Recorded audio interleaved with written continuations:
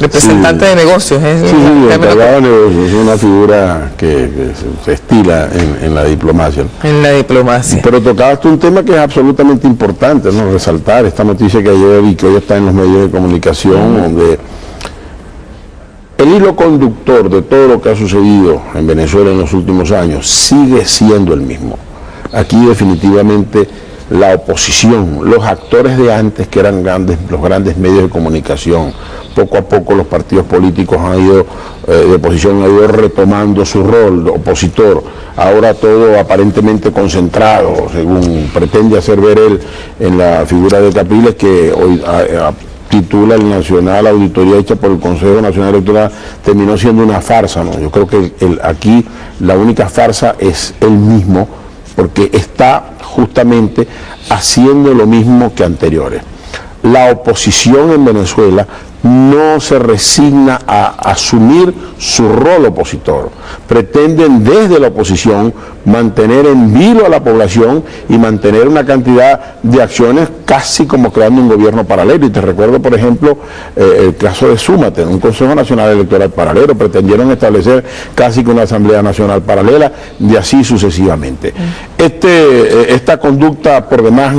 infantil y irresponsable de Enrique Capriles, de desconocer un hecho que a todas luces a él le consta que perdió las elecciones, como le consta a muchísima gente en la oposición, de allí que prácticamente se está quedando solo con este falso discurso. Ahora, pues el Consejo Nacional Electoral, a su petición, y eso nosotros tenemos que insistir en la idea, solicitado por él, terminó haciendo la auditoría que ya tú leíste, de casi el 100% de las mesas de votación, cuando el mismo día de las elecciones se hizo una auditoría que superó el 55% de las mesas de votación. De tal manera que aquí no existe absolutamente ninguna duda del resultado electoral total y absolutamente legítimo, que fue los mismos actores, los mismos rectores, las mismas leyes, las mismas máquinas de votación, las mismas captahuellas que sirvieron para proclamarlo el gobernador en el estado Miranda. Esos mismas son que en ese momento parecieran buenos, pues no le parecen buenos cuando proclaman legítimamente al presidente Maduro. Y sobre ese tema yo creo que nosotros deberíamos pasar la página, no hay duda, y que él solo siga. Lo ha reconocido Calixto, Estados Unidos, que era prácticamente el único país que hasta este momento oficialmente no había dicho, bueno, reconocemos al nuevo gobierno venezolano. Sí, yo creo que nosotros no tenemos que estar a la expectativa de que otros países reconozcan el resultado, porque eso es un asunto interno de Venezuela, pero evidentemente ahí cada quien tiene la libertad de emitir opiniones, y cuando un país sencillamente felicita a un pueblo por los resultados electorales y hace felicitación, como la inmensa mayoría de los países del mundo asumen a Nicolás Maduro como el legítimo presidente de los venezolanos, pues eso es lo que se estila. En este caso hubo por parte del gobierno de los Estados Unidos, desde aquí se percibió así, una especie de silencio, una especie de omisión, y sobre la cual la oposición estaba aferrada, pero nosotros pudiéramos interpretar sin el menor género de duda de que todos estos eventos que se han sucedido están apuntando claramente a un nuevo relacionamiento diplomático en términos de respeto, de soberanía, de igualdad de Venezuela con los Estados Unidos. Y mi designación, yo agradezco el gesto de confianza del presidente Maduro, las reuniones que se han producido con la Cancillería norteamericana, con el Departamento de Estado, esta reunión de altísimo nivel que fue programada por unos 15 o 20 minutos y duró más de una hora o una hora, entre el canciller Elías Agüe y el canciller Kerry, son muestras claras y evidentes de que esto está definitivamente tomando el camino que corresponde entre dos pueblos hermanos y entre dos gobiernos y entre dos posiciones políticas que perfectamente nos podemos manejar con nuestras diferencias de punto de vista. ¿Cuáles son los puntos coincidentes? Pues mire, en primer lugar, aquí Venezuela está la filosofía sobre la cual se monta la diplomacia venezolana, la relación venezolana, es el mundo multipolar, es que la paz de los pueblos, nosotros somos un pueblo total y absolutamente pacífico, y con cada país tenemos puntos fuertes y puntos débiles de alguna manera. En Venezuela y Estados Unidos, nosotros no tenemos absolutamente ningún complejo en saber que el pueblo norteamericano, Estados Unidos es un país desarrollado en muchísimas áreas, en áreas tecnológicas, en área automotriz, en el desarrollo de la industria energética, y en este intercambio que se hace entre ambos países, pues nosotros esa fortaleza, en el mejor sentido de los términos, desde hace muchos años hemos venido generando intercambio. Igual en el caso de Venezuela, a cambio, como dijimos al principio, siendo que nosotros somos un importante y seguro productor y abastecedor de petróleo. De Estados Unidos desde hace muchísimos años es un cliente importantísimo para Venezuela, además que Venezuela tiene, algunos venezolanos no lo sepan, Venezuela tiene importantes inversiones en el área energética en los Estados Unidos. Hay una empresa, Citgo,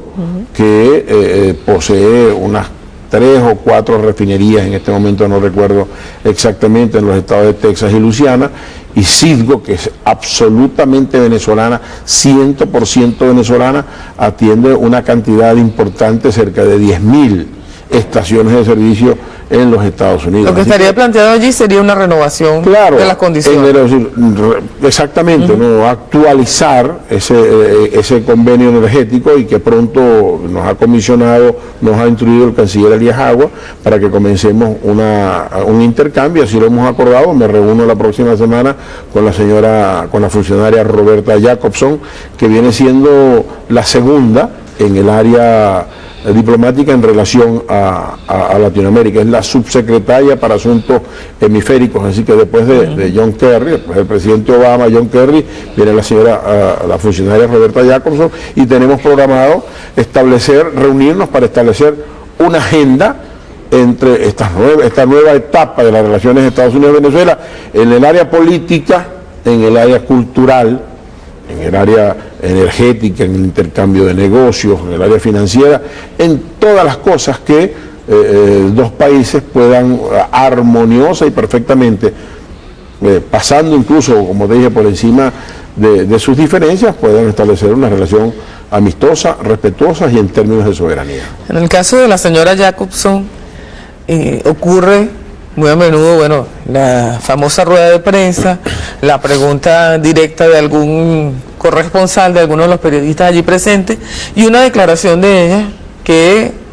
digo ella porque en este momento es la funcionaria, pero es muy común en las relaciones entre Estados Unidos y Venezuela, alguna declaración pública que deja dudas, por ejemplo, sobre el proceso de auditoría o sobre la legitimidad de alguna institución en Venezuela, y eso genera roces. Está previsto que sobre la mesa de las conversaciones se trate lo que otros diplomáticos han dicho, por ejemplo desde Colombia, que no quieren continuar alimentando esa diplomacia de micrófono. ¿Se va a conversar eso con Estados Unidos? Absolutamente, eso fue un tema que fue abordado con muchísima claridad por nuestro canciller Elías Agua, y eso fue también acogido de buena manera por el secretario de Estado John Kerry, y nosotros creemos que eso es un tema que se tiene que manejar con mucha prudencia. Se habla de evitar la diplomacia de los micrófonos, ¿no? Y no hay duda que nosotros tenemos que estar,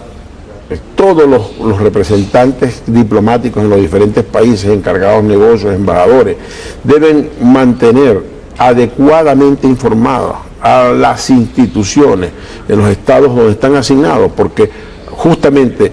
las funciones que nos corresponde ejercer es defender los intereses de Venezuela, y defender los intereses de nuestro país pasa forzosamente por la circunstancia de mantener adecuadamente informado el entorno político, el entorno cultural, el entorno económico del país donde ejercemos la función, sobre todo cuando tenemos la particular circunstancia de grupos de venezolanos,